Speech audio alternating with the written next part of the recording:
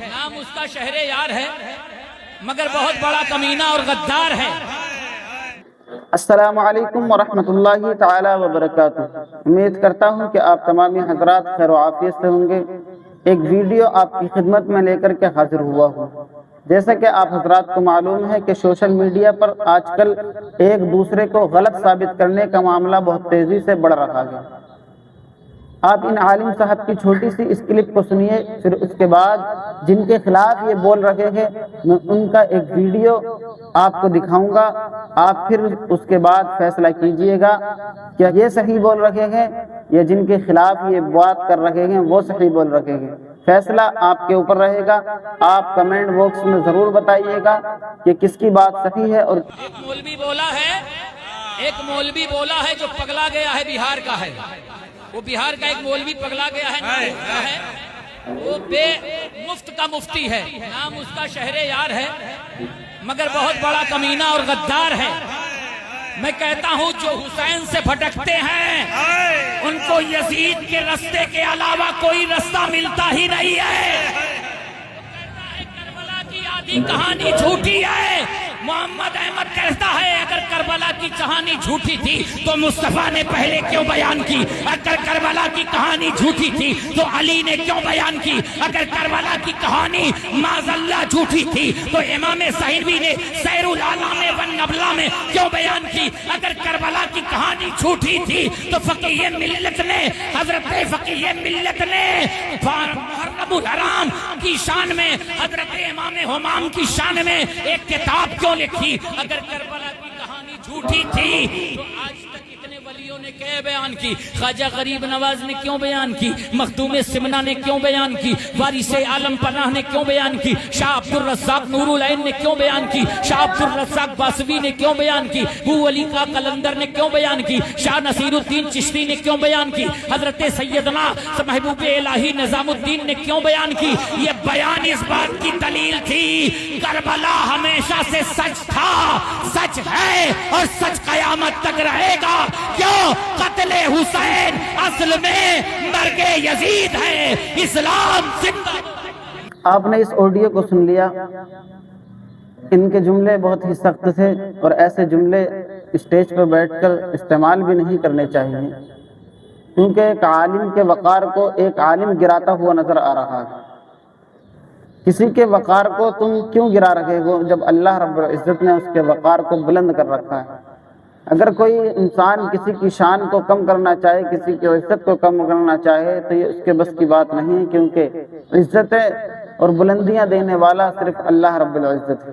اب آپ لوگ ایک بات بتائیے کہ اگر کسی انسان سے سبقت لسانی کی وجہ سے کوئی جملہ غلط ہو جاتا ہے، انسان ہے، غلطی ہو جاتی ہے، جب انسان خطابت کی دنیا میں قدم رکھتا ہے اور اس کو 2-2.5 گھنٹے بولنا ہوتا ہے تو کوئی نہ کوئی جملہ ادھر سے ادھر ہو جاتا ہے۔ اگر وہ جملہ کسی کی پکڑ میں آ گیا اور کسی نے پکڑ لیا اور اس عالم کو دکھا دیا کہ تم نے یہ جملہ غلط بولا اور اس نے اس پر توبہ بھی کر لی ہو اور اس بات سے رجوع بھی کر لیا ہو، اپنی وضاحت بھی پیش کر دی ہو، تو اس کے بعد یہ تمام باتیں کرنے کا کیا مطلب ہے؟ آپ کیا دکھانا چاہتے ہیں؟ کیا بتانا چاہتے ہیں؟ کیا سمجھانا چاہتے ہیں؟ کیا آپ ان سے بغض رکھتے ہیں یا ان سے عداوت رکھتے ہیں؟ اس طرح سے اگر آپ کسی کو ٹرول کریں گے، کسی کو غلط دکھائیں گے، غلط ثابت کرنا چاہیں گے تو بات تو یہی سامنے آئے گی، یا تو آپ کی کوئی ذاتی دشمنی ہے یا آپ ان سے دشمنی کرنا چاہتے ہیں۔ آئیے میں اب ان مفتی صاحب کی کلپ آپ کو سنواتا ہوں جن کے بارے میں یہ بات چل رہی ہے۔ موجود ہے۔ میں نے کہا تھا پچھلے سال اگر میں نے کوئی غلط جملہ بولا ہے تو تم کیا کرے گا؟ لاٹھی لے کے مارے گا؟ نہیں، بلکہ یہی کر سکتا ہے کہ تم ہم پر حکم لگا سکتا ہے۔ تو اس کے لیے بریلی موجود ہے، اشرفیہ موجود ہے۔ جو باتیں میں بولا ہوں اس جملے کو فتوی کی زبان میں نوٹ کرو اور اپنے مرکز میں چلے جاؤ۔ مرکز والا اگر اس کے خلاف کوئی حکم لگائے گا تو پورے ہندوستان میں جس چوراہے پہ مجھ مجھ کو لے کے جاؤ, میں اس چوراہے پہ توبہ کرنے کو تیار ہوں جہاں تو لے جا, مگر یہ ہمت تو ہے نہیں, یہ طریقہ تو ہے نہیں. یہاں تو چونکہ پیدا ہی ہوا ہے, بد عقل پیدا ہوا ہے, فیس بک چلانے والا فیس بک یا پیدا ہوا ہے, یا ڈی ایم کی طرح باتیں کر رہا ہے, چپراسی کے لائق بھی نہیں ہے, جس کی نہ زبان, جس کی نہ سوچ اچھی ہو, بس کچھ بھی وہ گالی بکنا شروع کر دیا. میں کہتا ہوں ظالم بدتمیز, جب تمہارے پاس علم نہیں ہے تو تجھ کو اس میٹر میں پڑھنا ہی نہیں چاہیے. جب علم ہے تو علم کی زبان استعمال کر, گالی کی زبان استعمال کیوں کر رہا ہے؟ کیوں گالی کی زبان استعمال کر رہا ہے؟ یہ گالی دینا بتا رہا ہے کہ تو جاہل ہے, انڑ ہے, نادان ہے, کچھ نہیں جانتا ہے. میں تو یہ پوز زبان استعمال کر رہا ہوں, نادان, جاہل, انڑ, یہ پوز زبان ہے. پر تم نے جو زبان استعمال کیا ہے وہ تو تجھ کو معلوم ہے, یہ زبان تیری بتاتی ہے کہ تیرے سینے میں کیا ہے, اور تیری سوچ میں کیا ہے, اور تیری گھٹی میں کیا ہے. میں کہتا ہوں جب ہمارے مفتی موجود ہے, دارالافتاء موجود ہے, رہا ہے نہ کھانے کو پوچھ رہا ہے, تب وہ لوگ سمجھ گئے کہ معاملہ خراب ہو گیا ہے. تب وہ لوگ وہاں سے کوفہ سے چلے اور مدینہ پہنچ گئے. کیسی کیسی باتیں, کیا کیا سناؤ, کیسی. آپ نے دونوں کی باتوں کو سنا, دونوں خطیبوں نے اپنی اپنی وضاحت دی, اپنی اپنی بات کو اپنی تقریر کے دوران رکھا.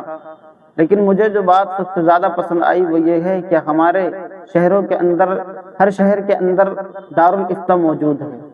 اگر کسی انسان سے کوئی غلطی ہوتی ہے, کوئی جملہ غلط بولتا ہے, اگر اس کے خلاف کوئی فتویٰ نکل کر آتا ہے تو آپ جائیے دارالافتاء اور اس بات کو رکھیے اور اس کے خلاف فتویٰ لے کر کے آئیے, کیا ان مقرر صاحب نے, ان خطیب صاحب نے یہ جملہ کہا ہے, ان پر کیا حکم لگتا ہے.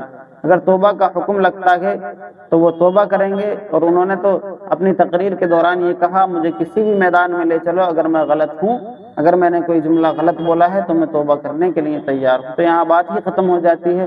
لیکن لوگ جو یہ شہرت کا چکر ہے, جو ایک دوسرے سے آگے بڑھنے کا چکر ہے, اس کے چکر میں آ کر کے ایک دوسرے کو غلط ثابت کرنے میں لگے ہوئے ہیں.